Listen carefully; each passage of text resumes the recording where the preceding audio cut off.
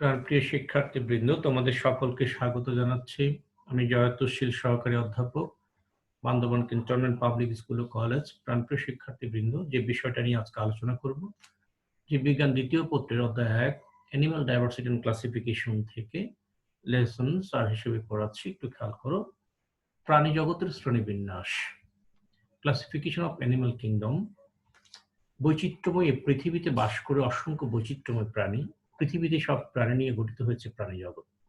এসব প্রাণীদের আকার, আকৃতি, বর্ণ, স্বভাব, বাসস্থান, চারিত্রিক বৈশিষ্ট্য, অভ্যন্তরীণ গঠন, খাদ্যাভ্যাস, জনন প্রক্রিয়া ইত্যাদির মধ্যে নানান পার্থক্য লক্ষ্য করা যায়। সোজা কথা, পৃথিবীর এই যে পরিবেশের এক এক জায়গায় এক এক রকম, এবং সেই পরিবেশের ভিন্নতার কারণে বিভিন্ন জায়গায় আমরা বিভিন্ন রকমের প্রাণীকুলকে দেখতে পাই। এদের আকার, আকৃতি, বর্ণ, বিভিন্ন কিছুতে এদের খাদ্যাভ্যাস, এদের গঠন, এদের প্রজনন সবকিছুর মধ্যে একটা ভেরিয়েশন লক্ষ্য করা যায়। এগুলো মিলেই তো হচ্ছে তার প্রাণী বৈচিত্র্য, যে বিষয়টা আমি এর আগেই পড়িয়েছি। একটু খেয়াল করো, 1873 সালে বিজ্ঞানী হেকেল সমগ্র প্রাণী জগৎকে প্রোটোজোয়া ও মেটাজোয়া এ দুভাগে ভাগ করেন। বহু বছর ধরে প্রোটোজোয়াকে পর্বের মর্যাদা দেওয়া হতো। এগুলো তোমার জন্য খুব একটা ইম্পর্টেন্ট না, লেস ইম্পর্টেন্ট বই আছে বিধায় আমি পড়াচ্ছি, জাস্ট একটু বেসিক। 1969 সালে আরএস হুইটেকার জীবের 5 রাজ্য শ্রেণীবিন্যাস অর্থাৎ 5 কিংডম যে ক্লাসিফিকেশন, এটা প্রবর্তন করেন। কিংডম গুলো হলো মনেরা, প্রোটিস্টা, ফাঞ্জাই বা ফুঙ্গি, প্ল্যান্টি এবং অ্যানিমেলিয়া। এই শ্রেণীবিন্যাস অনুযায়ী ব্যাকটেরিয়া নীলাভ সবুজ শৈবাল মনেরা রাজ্যের, প্রোটোজোয়ানদের প্রোটিস্টা রাজ্যের সদস্য হিসেবে গণ্য করা হয়।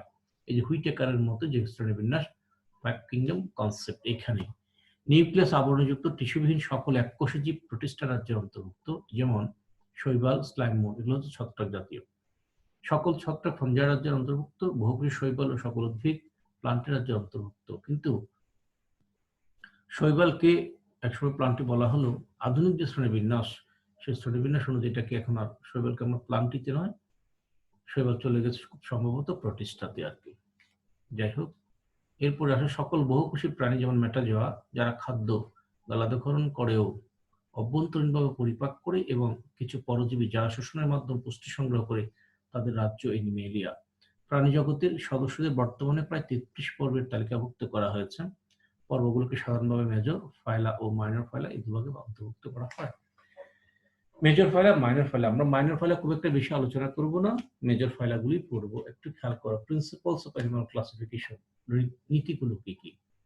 আমরা এর আগে ভিত্তিগুলো পড়েছি, এখন হচ্ছে প্রিন্সিপালস, নীতিগুলো কি কি। দেখো কি বলছে, নাম্বার 1 এ আসো, ট্যাক্সোনমিক ক্যারেক্টার। প্রথমেই সেই ট্যাক্সোনমিক ক্যারেক্টারটা ডিটারমিনেট করতে হবে, যে বৈশিষ্ট্য কি ট্যাক্সন সদস্যকে অন্য ট্যাক্সন বা শ্রেণীবদ্ধগত একক থেকে পৃথক করতে পারে বা পৃথক করার সম্ভাবনা দেখাতে পারে, সেটি ওই ট্যাক্সনের শ্রেণীবদ্ধগত বৈশিষ্ট্য। আধুনিক গবেষণায় শ্রেণীবদ্ধগত বৈশিষ্ট্য বলতে ট্যাক্সন সদস্যদের অঙ্গসংস্থানিক মানে মরফোলজিক্যাল, রাসায়নিক, কেমিক্যাল, শারীরবৃত্তিক ফিজিওলজিক্যাল, জিনগত জেনেটিক্যাল, জননগত মানে রিপ্রোডাকশনের সাইড থেকে, বা বাস্তুসংস্থানিক এটা ইকোসিস্টেমের দিক থেকে বোঝায়। শ্রেণীবিন্যাসের সময় প্রত্যেক ধাপে অন্তর্ভুক্ত ট্যাক্সনের শনাক্তকারী শ্রেণীবদ্ধগত বৈশিষ্ট্যাবলী উল্লেখ করতে হয়। এই যে বলতে শ্রেণীবদ্ধগত একক ট্যাক্সন, এই ট্যাক্সনের ডেফিনিশন নিয়ে মতভেদ থাকতে পারে, বা বোঝার পার্থক্য থাকতে পারে, বোঝার ভিন্নতা থাকতে পারে। ট্যাক্সনটা কি, সেই ট্যাক্সনটা কি আমি একটু ক্লিয়ার করবো। দেখি সামনের স্লাইডে আমরা যাই। শনাক্তকরণ, আইডেন্টিফিকেশন, শ্রেণীবদ্ধগত বৈশিষ্ট্যের আলোকে পর্যবেক্ষণ করে থাকা কোনো ট্যাক্সন সদস্য পরিচিত বা আগে বর্ণিত হয়েছে এমন হতে পারে, কিংবা অপরিচিত হতে পারে। তার অর্থ এই নয় যে এটি একটি নতুন ট্যাক্সন। এভাবে শ্রেণীকরণের উদ্দেশ্যে সংগৃহীত যে কোনো নমুনা নির্দিষ্ট পদ্ধতি অনুসরণ করে সম্পর্কযুক্ত অন্যান্য প্রাণীর প্রকাশিত বর্ণনার সাথে তুলনামূলক আলোচনা সাপেক্ষে ক্যাটাগরিকরণ সম্পন্ন করতে হয়। নেক্সট স্লাইডে দেখো, ক্যাটাগরিকরণ বা র্যাঙ্ক ভুক্তি, ক্যাটাগরাইজেশন অর র্যাঙ্কিং।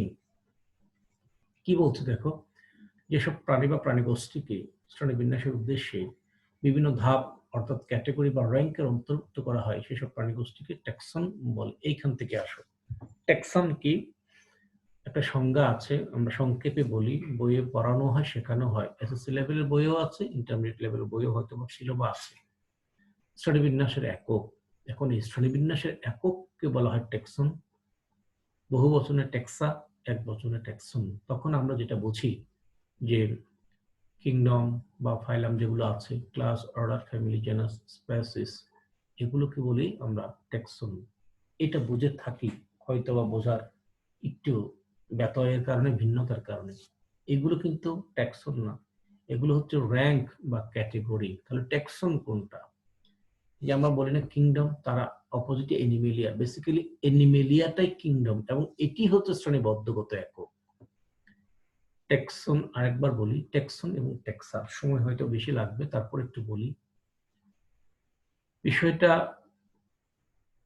ক্লাসে হলে, শ্রেণীকক্ষে যদি হতো, তাহলে নিজের মতো করে বোঝানো বেশ সহজ। বাট এটা যেহেতু অনলাইন ক্লাস, এখানে নিজের মতো করে সবসময় বোঝানোর সুযোগ হয় না। এখানে টাইমের একটা ফ্রেম আছে, এই টাইমটা ওভার হয়ে গেলে হয়তো আর ক্লাস কন্ডাক্ট করা যায় না। এই জন্য একটু প্রচেষ্টা থাকে শেষ করা। তো যাই হোক, আমি যেটা বোঝাতে চাচ্ছিলাম, ক্যাটেগরিকরণ বা র্যাঙ্ক ভুক্তি এবং ট্যাক্সন, টেক্সা। টেক্সা বহুবচনে, একবচনে ট্যাক্সন। ট্যাক্সন কোনটা, ক্যাটেগরি কোনটা, র্যাঙ্ক ভুক্তি কোনটা? ট্যাক্সন বলতে হয়তো আমরা অনেকেই বুঝে থাকি যে ফাইলাম, ক্লাস, অর্ডার, জেনাস, স্পেসিস, স্টেপগুলো, ধাপগুলো, এগুলো আসলে ট্যাক্সন নয়, এগুলো হচ্ছে ক্যাটেগরি বা র্যাঙ্ক। ধাপ কোনটা? সে ফাইলাম, করডাটা, এই করডাটাটাই হচ্ছে ট্যাক্সন। সাব ফাইলাম ভার্টিব্রেটা, এটা আরেকটি ট্যাক্সন। ক্লাস মেমিলিয়া, এটি ট্যাক্সন। তারপর হচ্ছে মনে করো অর্ডার প্রাইমেটস, এই প্রাইমেটসটাই হচ্ছে ট্যাক্সন, অর্ডারটা নয়। ফ্যামিলি হোমোনিডি, হোমিনিডিটাই হচ্ছে ট্যাক্সন। জেনাস হোমো, হোমোটাই ট্যাক্সন। হোমো সাপিয়েন্সটাই ট্যাক্সন। এইভাবে, স্পেসিস নয়। তাহলে স্পেসিস কথাটা হলো এখানে ক্যাটেগরি বা র্যাঙ্ক ভুক্তি। আর এই যে ট্যাক্সন গুলো, এনিমেলিয়া, কর্ডাটা, মেমেলিয়া, এগুলো হচ্ছে শ্রেণীবদ্ধগত একক। তাহলে খেয়াল করো, যেসব প্রাণী বা প্রাণীগোষ্ঠীকে শ্রেণীবিন্যাসের উদ্দেশ্যে বিভিন্ন ধাপ অর্থাৎ ক্যাটেগরি বা র্যাঙ্কের অন্তর্ভুক্ত করা হয়, সেসব প্রাণীগোষ্ঠীকে ট্যাক্সন বলে। ট্যাক্সন হচ্ছে শ্রেণীবদ্ধগত একক, শ্রেণীবদ্ধগত একক, শ্রেণীবদ্ধগত একক। যেমন এনিমেলিয়া, যেমন কর্ডাটা। এই যাই হোক, বাকিটা তোমাকে নিজেকে বুঝে নিতে হবে। বিবর্তনিকভাবে সম্পর্কিত এবং অভিন্ন বৈশিষ্ট্যাবলী বহনকারী প্রাণীগুলো, ট্যাক্সনকে এক একটি শ্রেণীবদ্ধগত ক্যাটাগরিতে অন্তর্ভুক্ত করা হয় জীবজগতের। যেমন এনিমেলিয়া বললে সকল প্রাণীকে কিংডম ক্যাটাগরির আন্ডারে শ্রেণীবদ্ধগত একক হিসেবে এনিমেলিয়াতে জায়গা দেওয়া হয়। এই জীবজগতের শ্রেণীবিন্যাসে ব্যবহৃত বিভিন্ন ট্যাক্সোনমিক ক্যাটাগরি বা ধাপ, যা একটির উপর আরেকটিকে বিন্যস্ত করা হয়েছে, এগুলোকে একত্রে হায়ারার্কি বলে। হায়ারার্কি জীবগুলোর মধ্যে বিভিন্ন মাত্রার আত্মীয়তার সম্পর্ক নির্দেশ করে। হায়ারার্কিতে অন্তর্ভুক্ত বিভিন্ন ক্যাটাগরির অবস্থান যত কাছাকাছি হয়, তাদের জীবসমূহের চারিত্রিক মিল তত বেশি হয়। শ্রেণীবিন্যাসের আবশ্যিক ধাপ হচ্ছে 7টি, যেমন কিংডম। এই যে এগুলো হচ্ছে ক্যাটাগরি বা র্যাঙ্ক ধাপ। এই কিংডমের বিপরীতে এনিমেলিয়া, এটি হচ্ছে ট্যাক্সন, এটি শ্রেণীবদ্ধগত একক। ফাইলাম, সিকার্ডাটা, এটি হচ্ছে শ্রেণীবদ্ধগত একক, এটি ট্যাক্সন। ফাইলামটা হচ্ছে র্যাঙ্ক অর ক্যাটাগরি বা ধাপ। ক্লাসটা হচ্ছে র্যাঙ্ক অর ক্যাটাগরি। এভাবে যেহেতু অর্ডার, ফ্যামিলি, জেনাস ও স্পেসিস। কোন প্রাণী শ্রেণীবিন্যাস করতে গেলে সেই প্রাণীকে যেসব ক্যাটাগরি বা ধাপের প্রত্যেকটিতে স্থাপন না করলে শ্রেণীবিন্যাস অসম্পূর্ণ থাকবে, সেই ধাপগুলোকে আবশ্যিক ধাপ বলে। সাধারণত 7টি, এটা একটা এমসিকিউ, 7টি আবশ্যিক ধাপ। এখানে আরো অনেকগুলো উপধাপ আছে, সেগুলো আমরা সচরাচর ব্যবহার করি না। ধাপ হচ্ছে 7টি, অর্থাৎ প্রধান ক্যাটাগরি হচ্ছে 7টি, প্রধান র্যাঙ্ক হচ্ছে 7টি। এখানে হায়ারার্কি একটা শব্দ আছে। হায়ারার্কি শব্দটা যদি একটু ক্লিয়ার করি, আরোহী অবরোহী ধাপ। যেমন কিংডম থেকে যদি তুমি স্পেসিস পর্যন্ত আসো, সেটা হচ্ছে অবরোহী ধাপ, নিচের দিকে। আবার স্পেসিস থেকে তুমি যদি কিংডম পর্যন্ত যাও, স্পেসিস থেকে তুমি যদি কিংডম পর্যন্ত যাও, তাহলে সেটা হবে আরোহী। নিচ থেকে উপর হলে আরোহণ, উপর থেকে নিচে হলে অবরোহণ, অ্যাসেন্ডিং ডিসেন্ডিং অর্ডার। যাই হোক, এই হায়ারার্কি হলো শ্রেণীবিন্যাসের, এই ক্ষেত্রে আমার এই জীববিজ্ঞানে হায়ারার্কি হলো শ্রেণীবিন্যাসের আরোহী অবরোহী ধাপ। প্রজাতি, এটা পরীক্ষায় প্রশ্ন হবে, প্রজাতি কি? খেয়াল করো কি বলেছে। শ্রেণীবিন্যাসের মূল বা ভিত্তি একক হচ্ছে প্রজাতি। আসলে এটা বোঝানোর জন্য, এটা কোনো সংজ্ঞা না, এইভাবে লিখবা না। লিখলেও এটা, এই কথাটা লিখলেও এই পরের কথাটা লিখতে হবে, তবে এটা শুধু লিখে শেষ করলে নাম্বার পাওয়া যাবে না। শ্রেণীবিন্যাসের মূল বা ভিত্তি একক হচ্ছে প্রজাতি। আর্নেস্ট মায়ার 1969 মতে প্রাকৃতিক পরিবেশে কোনো জীবগোষ্ঠী, খেয়াল করো, প্রাকৃতিক পরিবেশে কোনো জীবগোষ্ঠী যদি নিজেদের মধ্যে যৌন মিলন ঘটিয়ে জননক্ষম সন্তান উৎপাদনে সক্ষম হয়, কিন্তু অন্য কোনো গোষ্ঠীর সাথে প্রজননগতভাবে বিচ্ছিন্ন বা আলাদা থাকে, তখন ওই ধরনের জীবগোষ্ঠীকে প্রজাতি বলা হয়। যেমন বাঘ, এর সাথে বাঘিনী ক্রস করলে বেবি হবে, সেই বেবিটা উর্বর হবে। বাট বাঘের সাথে সিংহের ক্রস করলে যে বেবিটা আসবে, হয়তো আসবে, আসতে পারে, আসার সম্ভাবনা কম, যদিও আসে, সেই বেবিটা উর্বর হবে না, অর্থাৎ সেই বেবিটা পরবর্তী পর্যায়ে আর প্রজনন ক্ষমতা থাকবে না। না থাকার কারণ হলো তার বাবা এবং মা একই প্রজাতিভুক্ত নয়। যেহেতু বাঘ এবং সিংহ, ধরে নাও বাঘ এবং সিংহী, এরা মিলনের মাধ্যমে সন্তানের জন্ম দিল, সেই সন্তানটা যেহেতু অনুর্বর হবে, সেহেতু তাদের বাবা মা একই প্রজাতিভুক্ত নয়। যদি তাদের বাবা মা একই প্রজাতিভুক্ত হতো, তাহলে বেবিটা স্বাভাবিকভাবে উর্বর হওয়ার সম্ভাবনা অনেকটাই বেশি, প্রায় শতভাগ। যদিও এক্ষেত্রে কিছু কিছু ক্ষেত্রে ব্যতয় ঘটতে পারে, অনুর্বর হতে পারে। একই বাবা মার সন্তান 5 ভাই বোন থাকতে তাদের মধ্যে দেখা যায় যে একটা অনুর্বর হতে পারে, তার মানে এই না যে সে তার বাবা মা একই প্রজাতিভুক্ত নয়, সেটা ভিন্ন বিষয়, অন্য কোনো কারণ হতে পারে। এখানে আমি যেটা বোঝালাম সেটাই সঠিক। বাঘ এবং সিংহী, ধরে নাও আমরা ক্রস করালাম, প্রোডাক্ট আসলো, বাট এটা কি হলো না, এটা উর্বর হলো না। কারণ হলো, কি কারণ? উর্বর না হওয়ার কারণ হলো তাদের বাবা মা একই প্রজাতিভুক্ত নয়। গাধা এবং ঘোড়ার মধ্যে মিলন হলো, গাধার সাথে গাধীর মিলন হলে বেবি হবে, সেই বেবি উর্বর হবে, সেই বেবি আবার নতুন করে সন্তানের জন্ম দিতে পারবে। ঘোড়ার সাথে ঘুড়ির হলে সেক্ষেত্রে যে বেবি হবে, সেই বেবি নতুন করে সন্তানের জন্ম দিতে পারবে, অর্থাৎ এই সন্তানের বাবা মা একই প্রজাতি ভুক্ত। কিন্তু গাধা এবং ঘোড়ার যদি মিলন হয়, সেখানে হয়তো সন্তান হবে, এবং সেটা হবে মিউল বা খচ্চর। খচ্চর, এবং এইটি পরবর্তীতে আর সন্তানের জন্ম দিতে পারবে না, এটি অনুর্বর হবে, লেস ফার্টাইল হবে। অর্থাৎ গাধা এবং ঘোড়ার মিলন হয়ে যাবে, মানে গাধা এবং ঘোড়া একই প্রজাতিভুক্ত নয়। এই জন্য বলছে প্রাকৃতিক পরিবেশে কোনো জীবগোষ্ঠী যদি নিজের মধ্যে যৌন মিলন ঘটিয়ে জননক্ষম সন্তান উৎপাদনে সক্ষম হয়, কিন্তু অন্য কোনো গোষ্ঠীর সাথে প্রজননগতভাবে বিচ্ছিন্ন বা আলাদা থাকে, তখন ওই ধরনের জীবগোষ্ঠীকে প্রজাতি বলে। দেখো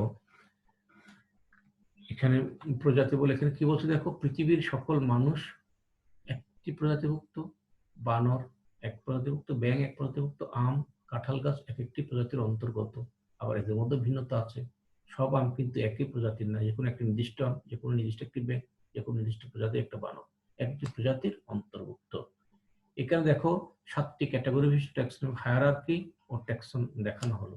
ট্যাক্সন যেমন মনে করো এই যে কিংডম, এই যে দেখো খেয়াল করো, চমৎকার, এটা হচ্ছে ক্যাটেগরি, নট ট্যাক্সন। এই ট্যাক্সন হচ্ছে এনিমেলিয়া, এনিমেলিয়া ট্যাক্সন মানে এইগুলোই হচ্ছে, এই যে এই প্রাণীকুল, এটা এরাই হচ্ছে ট্যাক্সন, এরাই হচ্ছে শ্রেণীবদ্ধগত একক। যেমন করডাটা, সব করডাটা, এইটাই হচ্ছে শ্রেণীবদ্ধগত একক। এই শ্রেণীবদ্ধগত একক ক্যাটাগরির অধীন প্রাণীকুল, জীবগোষ্ঠী, এখানে এটা প্রাণী বিজ্ঞানবিদের প্রাণীকুল বলছি, ক্যাটাগরির অধীন প্রাণীগোষ্ঠী। এখানে kingdom, phylum, class, order, family, genus, species প্রত্যেকটা হলো category. Animalia, Chordata, Aves, Passeriformes, হ্যাঁ এটা কি লিখেছে, পারলুডি, হ্যাঁ পারুলিডি, এবং ডেন্ড্রয়কা, ডেন্ড্রয়কা ফিউস্কা, এই এইটা এইটা শ্রেণীবদ্ধগত একক।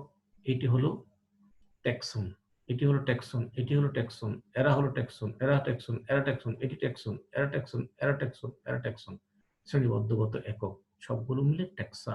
এই অ্যানিমেলিয়া, এই অ্যানিমেলিয়া, এই করডাটা, এরা সব করডাটা, এই অ্যাভিস, এরা সব অ্যাভিস, পাসারিফর্মিস, এগুলো সব পাসারিফর্মিসের, এগুলো সব একই রকম। এই পারুলিডি, এগুলো সব পারুলিডির অন্তর্ভুক্ত। ডেন্ড্রয়কা, এরা সব ডেন্ড্রয়কা, এটা একেবারে স্পেসিস একটা, ডেন্ড্রয়কা ফিউস্কা। আশা করি ক্যাটাগরি, ট্যাক্সন বা ট্যাক্সা বুঝতে পেরেছ। তাহলে গণ কি হবে? গণ যখন হবে পরস্পর সাদৃশ্যযুক্ত একাধিক প্রজাতির সমন্বয়ে গঠিত একক গণ।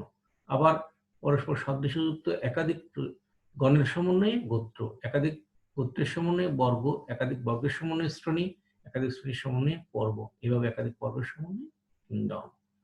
আশা করি বুঝতে পেরেছ। বিভিন্ন চারিত্রিক বৈশিষ্ট্য সম্পন্ন নতুন প্রাণী আবিষ্কৃত হওয়ায় পরবর্তীতে প্রাণী সংখ্যা দ্রুত বেড়ে যাওয়ার কারণে ওই 7টি স্তরের সাহায্যে শ্রেণীবিন্যাস অসম্ভব হয়ে পড়ে। এই অসুবিধা দূর করতে প্রাণীবিজ্ঞানীরা উপরে 7টি আবশ্যিক ধাপের সাথে সুপার, সাব, ইনফ্রা ইত্যাদি নতুন স্তর যুক্ত করেন।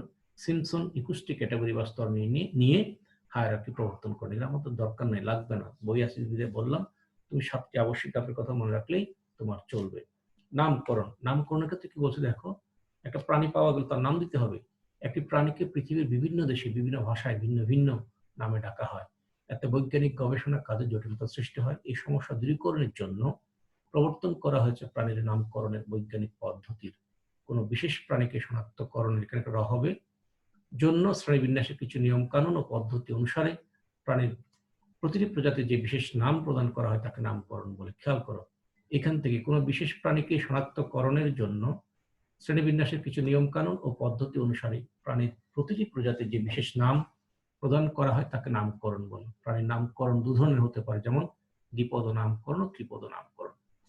তোমরা দ্বিপদ নামকরণ সম্পর্কে জানো, ত্রিপদ নামকরণটা হয়তো নতুন, আমি ব্যাখ্যা দিচ্ছি।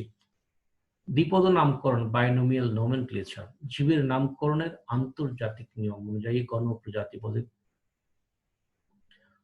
প্রজাতি নামের দুটি পদ ব্যবহার করে প্রাণীদের যে নামকরণ করা হয় তাকে দ্বিপদ নামকরণ বলে। আসলে দ্বিপদ নামকরণ তুমি তোমার মতো করে যদি লিখতে চাও, গণ এবং প্রজাতি পদের সমন্বয়ে কোনো জীবের আন্তর্জাতিকভাবে স্বীকৃত এবং বিজ্ঞানসম্মত নামকরণকে বলা হয় দ্বিপদ নামকরণ। এটা হলো আমার নিজের মতো করে পড়ানো। এই নিজের মতো করে পড়াতে গেলে বিষয়গুলো ফেস টু ফেস হলে, ক্লাসে থাকলে আরো সুন্দর করে গুছিয়ে সময় বলা যায়। বা তুমি যদি তোমার মতো করে লিখতে চাও দ্বিপদ নামকরণ কি, বলতে পারো গণ এবং প্রজাতি পদের সমন্বয়ে কোনো জীবের আন্তর্জাতিকভাবে স্বীকৃত এবং বিজ্ঞানসম্মত যে নামকরণ তাকে বলা হয় দ্বিপদ নামকরণ। এই নামকরণের কিছু নিয়মাবলী আছে, সেটা আমরা পরে দেখবো।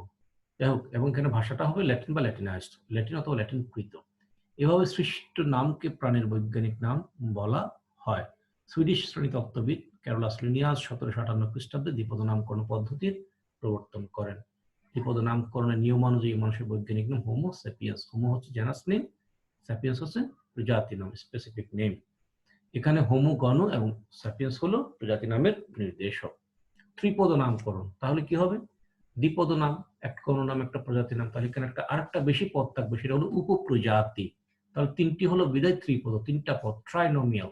দেখো নোমেনক্লেচার, অনেক সময় একটি প্রজাতির সদস্যদের মধ্যে বেশ কিছু উল্লেখযোগ্য অঙ্গসংস্থানের পার্থক্য দেখা যায়। তারা একই প্রজাতির, বাট তাদের মধ্যে কেমন যেন কত একটা মিল, অমিল, কত একটা বৈসাদৃশ্য আছে।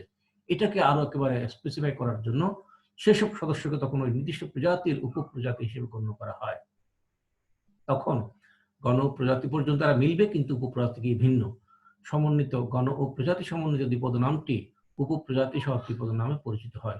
তুমি কিভাবে লিখবা? তুমি পরীক্ষায় লিখবা, তোমার যদি আসে ত্রিপদ নামকরণ কি, তুমি বলবো যে উপপ্রজাতি সহ নামকরণ করানোকে বা করাকে বলা হয় উপপ্রজাতি সহ নামকরণ করাকে বলা হয় ত্রিপদ নামকরণ। এখানে তিনটি অংশ থাকবে, একটি হবে গণ, একটি হবে প্রজাতি, আর একটি উপপ্রজাতি। এটা কেন করা হয়? একই প্রজাতির সদস্যদের মধ্যে যখন খুব বেশি মিল থাকার পরেও একটু ভিন্নতা থাকে, একটু অমিল থাকে, সেটাকে আলাদা করে শনাক্ত করার জন্য। এভাবে উপপ্রজাতি সহ কোনো প্রাণীর নামকরণকে ত্রিপদ নামকরণ বলে। যেমন ইউরোপিয়ান চড়ুই পাখির বৈজ্ঞানিক নাম প্যাসার ডোমেস্টিকাস, কিন্তু নীলনদ এলাকার চড়ুই পাখির বৈজ্ঞানিক নাম প্যাসার ডোমেস্টিকাস, নাইলোটিকাস। অর্থাৎ এরা প্রায় একই রকম, বাট হালকা একটু পার্থক্য আছে। এই জন্য নীলনদেরটা হয়ে গেছে নাইলোটিকাস উপপ্রজাতি। পাখি বিজ্ঞান স্প্লেজেল সর্বপ্রথম ত্রিপদ নামকরণ করেন। এটি ICZN কর্তৃক স্বীকৃত, international commission on geological nomenclature কর্তৃক স্বীকৃত। দ্বিপদ নামকরণের কিছু নিয়মাবলী আছে, একটু খেয়াল করো।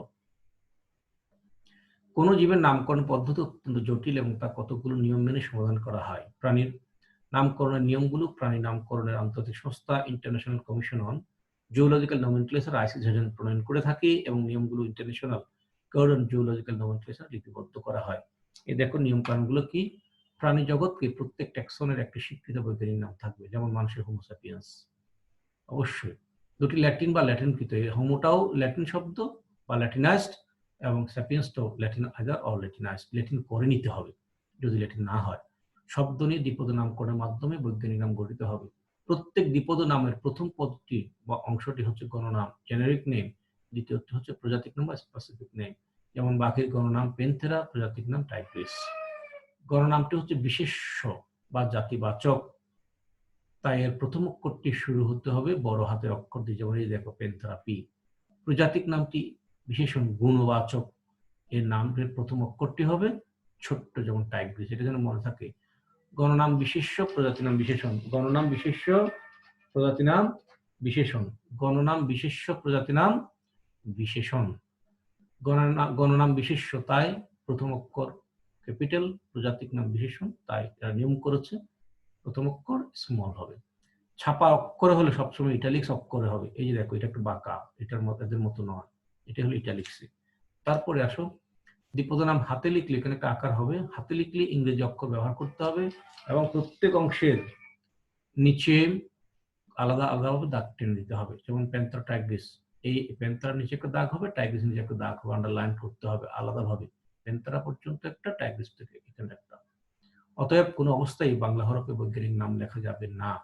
সবার কাছে লভ্য স্থায়ী বৈজ্ঞানিক রেকর্ড হিসেবে বিনামূল্যে বা অর্থমূল্যে পাওয়া যাবে এমন প্রকাশনায় জার্নালে দন্তন হবে বা আইসিজেড নির্দেশিত অন্যান্য মাধ্যমে দ্বিপদ নামের প্রকাশনায় থাকতে হবে। এগুলো লেস ইম্পর্টেন্ট, এগুলো খুব একটা লাগে না। যে বিজ্ঞানী সর্বপ্রথম কোনো প্রাণীর সঠিক বর্ণনা সহ দ্বিপদ নাম প্রকাশ করবেন তার নাম উক্ত প্রাণীর দ্বিপদ নামের শেষে যুক্ত হবে। যেমন কমন কার্ফ, যেটা কার্ফু মাছ বা কার্পিও মাছ, সাইপ্রিনাস কার্পিও লিনিয়াস, এটা ইনি প্রথমে নামটা দিয়েছেন, তাই তার নাম এবং সাল। প্রতিনাম সিনোনিমস বা সমমানের হোমোনিমস যদি থাকে সেক্ষেত্রে অগ্রাধিকার আইন অবশ্যই পালন করতে হবে, কোনটাকে বাছাই করা যাবে। অগ্রাধিকার আইনটা তোমরা একটু পরে নিতে পারো, এটা আমি আর বলতে চাচ্ছি না, ক্লাস অনেক লেন্দি হয়ে যাচ্ছে। আর যদি সময় দাও 1 মিনিট করে আমি আলোচনা করে দেবো, জাস্ট রিডিং পড়ে যাচ্ছি, তোমরা নিজেরা পড়ে নিলেও হবে। হোমোনিম অর সিনোনিম, এটা খুব বেশি একটা ইম্পর্টেন্টও নয়, লাগবেও না। দ্বিপদ নামকরণ কি, এর নিয়মাবলী লিখো, এগুলো পড়ে যাও। আর আর যেটা পড়তে হবে, দ্বিপদ নামকরণ কি, নিয়মাবলী, আর উপপ্রজাতি কি, প্রজাতি কি, এগুলো একটু পড়ো। হোমোনিম ও সিনোনিম এটা তোমরা নিজেরা পড়ে নিয়ে, আমি আর পড়াচ্ছি না, একটু রিডিং পড়ে নিতে পারো। সময় তো দিতে হবে পড়ার জন্য, যেন একটু পড়ে দেই। 2 বা ততোধিক টেক্সার বৈজ্ঞানিক নামের বানান যদি একই হয়ে থাকে তখন সেই নামগুলোকে পরস্পরের হোমোনিম বা সমনাম বলে। এক্ষেত্রে অগ্রাধিকার আইন প্রয়োগ করে দেখা হয় কোন টেক্সনের সমনামটি সর্বপ্রথম সঠিকভাবে প্রকাশিত হয়েছে। সে নামটি সিনিয়র হোমোনিম যা বৈধ নাম হিসেবে গৃহীত হয় এবং অন্য নামগুলো জুনিয়র হোমোনিম হিসেবে ঘোষিত ও পরিত্যক্ত হয়। অন্যদিকে একটি ট্যাক্সনের ব্যাপারটা আগে ক্লিয়ার করছি, আর বলছি না। যখন 2 বা ততোধিক বৈজ্ঞানিক নামে পরিচিত হয় তখন নামগুলো পরস্পরের সিনোনিম বা প্রতিনাম বলে। এক্ষেত্রে অগ্রাধিকার আইন প্রয়োগ করে কোন ট্যাক্সনের সিনোনিম সম্পর্কিত জটিলতার অবসান ঘটানো হয়। অর্থাৎ হোমোনিম সিনোনিম হয়ে গেলে এটা জটিলতার অবসান ঘটাতে হবে এবং যেটা প্রায়োরিটি পাবে সেটাকে রিসিভ করতে হবে। এটারও কিছু বিধিবিধান আছে, এগুলো তোমাদের আর বেশি জানার দরকার নাই। যাক, সংরক্ষণে আমি পরে শেষ করব। শ্রেণীবিন্যাসকৃত নমুনাকে বিস্তারিত তথ্য সহ সংগ্রহকারীর নাম, সংগ্রহের স্থান, সময়, তারিখ ইত্যাদি সংরক্ষণ করতে হবে যাতে অন্যান্য নমুনা শনাক্তকরণ সহায়ক হয়। এই কারণে বিভিন্ন দেশে প্রাপ্ত প্রাণীর নমুনা প্রাকৃতিক জাদুঘর, বিশ্ববিদ্যালয় বা কলেজের বিভাগীয় সংরক্ষণশালায় সরকারি অনুমোদন সাপেক্ষে সংরক্ষিত থাকে। নমুনাটি হতে পারে স্টাফ করা, অর্থাৎ এটাকে কেটে এটার ভেতরের যে অন্তর্জন্ত সবগুলো বের করে দেওয়া হয় এবং রোদে শুকানো হয় আর্সেনিক সহযোগে। তারপর এগুলো এমনভাবে প্রিজার্ভ করবে যে এটা অবিকল থেকে যাবে, বিনষ্ট হবে না। স্টাফিং করা বলা হয়, স্টাফড। এটা মাঝখানে বুক চিরে কেটে ভেতরে সবকিছু বের করে দেওয়া হবে, পরে শরীরের ভিতরে তুলা বা রুই ঢুকিয়ে দিয়ে এটাকে সেলাই করে দেওয়া হবে, আস্ত প্রাণীর মতো বাহির থেকে দেখা যাবে। এবং আর্সেনিক ব্যবহার করা হয় এখানে যাতে করে পচে না যায়। চামড়া কিংবা বিভিন্ন অংশ যেমন শিং, লোম, মল ইত্যাদি বা কঙ্কাল, এগুলো সংরক্ষণ করার বিধান আছে বা করা যায়। প্রাণীদেহ শুকনো বা তরলেও সংরক্ষণ করা যায়, ফরমালিনে সংরক্ষণ করা যায়। ফরমালিন ও অ্যালকোহল হচ্ছে সংরক্ষণের ভালো তরল মাধ্যম। বিভিন্ন প্রাণীগোষ্ঠীর জন্য বিভিন্ন মাত্রা ফরমালিন ও অ্যালকোহল কিংবা অন্যান্য বিশেষ সংরক্ষণ মাধ্যম নির্দিষ্ট রয়েছে। অতএব শ্রেণীবিন্যাসে নমুনা সংরক্ষণ একটি গুরুত্বপূর্ণ দায়িত্বশীল অধ্যায়। এখানে শেষ করবো, আর নাই। যাই হোক, ছোট্ট একটা হোমওয়ার্ক দিচ্ছি, দ্বিপদ নামকরণ নিয়মাবলী লিখো। সবাই ভালো থাকবে, সুস্থ থাকবে। ওদের আগ্রহে অপেক্ষা করছি কবে স্কুল খুলবে। আসলে এইভাবে পড়িয়ে আমিও সন্তুষ্ট না। তোমরা অনেকে ক্লাস হয়তো ভিজিট করছো, অনেকে করছো না। তো যারা ভিজিট করছো তাদেরকে ধন্যবাদ। মতামত অবশ্যই দিবে, মতামত সাদর গ্রহণযোগ্য এবং আমাদের চেষ্টা থাকে বা চেষ্টা আছেও, বাট এই অনলাইন ক্লাসে একটা ক্লাস করতে যে কত জটিলতা সেটা তোমরা নিজের একটা ক্লাস তৈরি করলে তখন বুঝতে। যাই হোক, এই জন্য বলবো বিষয়টা অনুধাবন করার চেষ্টা করবা, বোঝার চেষ্টা করবা। অনলাইন ক্লাস এবং সরাসরি যে আমরা যে ন্যাচারালি যে ক্লাসটা নিই তার মধ্যে অনেক পার্থক্য থাকবে। অনেক কিছু এখানে বোঝানো কষ্টসাধ্য বিষয়। যাক, ভালো থাকো, সুস্থ থাকো। Best of luck. Thank you very much.